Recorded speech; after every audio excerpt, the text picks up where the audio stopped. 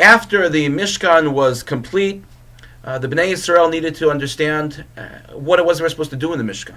They were told about becoming closer to Hashem, and that was the whole purpose, but a demonstration, an effective demonstration as to how a service was done in the Mishkan. So for a period of time, for 7 days, Moshe Rabbeinu would erect the Mishkan, he would perform the service, the avodah in the Mishkan, and then he would take the Mishkan down.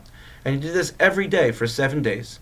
Finally, on the 8th day, Vayhi Bayom Shmini, Kara Moshe le'Aron u'levanav u'leziknei Yisrael. Moshe calls Aaron and Aaron's sons, and he calls the Ziknei Yisrael, the elders of the Jewish people, so that the elders of the Jewish people could see what it is that Moshe is saying to Aaron and his sons. And Moshe says to Aaron as follows. He says, for 7 days you've watched me do the avodah, the service. Now you understand, based on the demonstration, how to do the service yourself. I want you to understand that from this moment on, Aaron, you and your sons, the Kohanim, forever, in all generations, as long as there is a Mishkan standing, as long as there's a tabernacle standing, / Beis Hamikdash, temple, only you and your sons will be the ones to do the service in the Mishkan / Beis Hamikdash. And now he says to Aaron, are you ready? It's time to start the service. And the very first thing that he tells Aaron to do is Krav el HaMizbeach, come close to the Mizbeach, come close to the altar, V'aseyas chatascha, and bring your korban chatas, bring your sin offering, ve'esalasecha, and your olah, v'chaper ba'adcha u'va'ad ha'am, and atone for yourself and for the nation, for the people. Now, Aaron is told in that order, bring your own personal sin offering, atone for yourself, and then atone for the Jewish people. Rav Simcha Banu Pshischa points out that there was a great lesson to be learned here as to why Aaron was chosen to be the Kohen, to be the high priest, and why his sons would forever have that lineage from him. And it was because of the fact that Aaron had sinned. It was because of the fact that the very essence of the reason that we had the Mishkan itself was to become closer with God, because we had become distanced from God. And the reason we became distanced from God was because of the Chet HaEgel, the sin of the golden calf. It was Aaron who created that golden calf.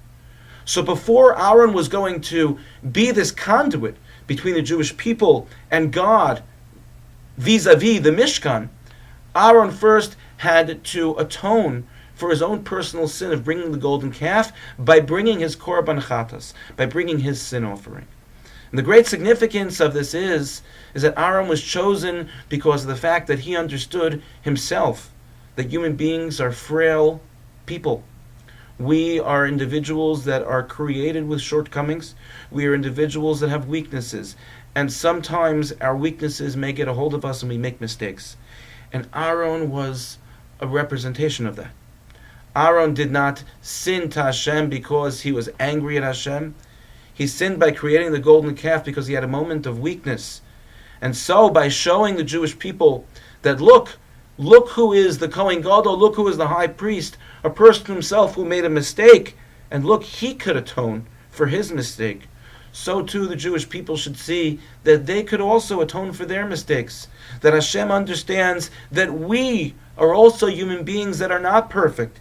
And as much as we may have gone off of the path at certain moments in our lives, HaKadosh Baruch Hu says to us, He still wants us to come back. He still wants us to come close. He wants us to be able to bring our sin offering and rebuild that connection with Him. And the way He shows us that He still wants us, no matter how far off the path we've gone, is by representing that His messenger, to be the middleman between us and Him, to do the service in the Mishkan, to bring our offerings and put it on the Mizbeach, on the altar, is an individual who is not perfect himself, but an individual who learned from his mistakes and was able to atone for it.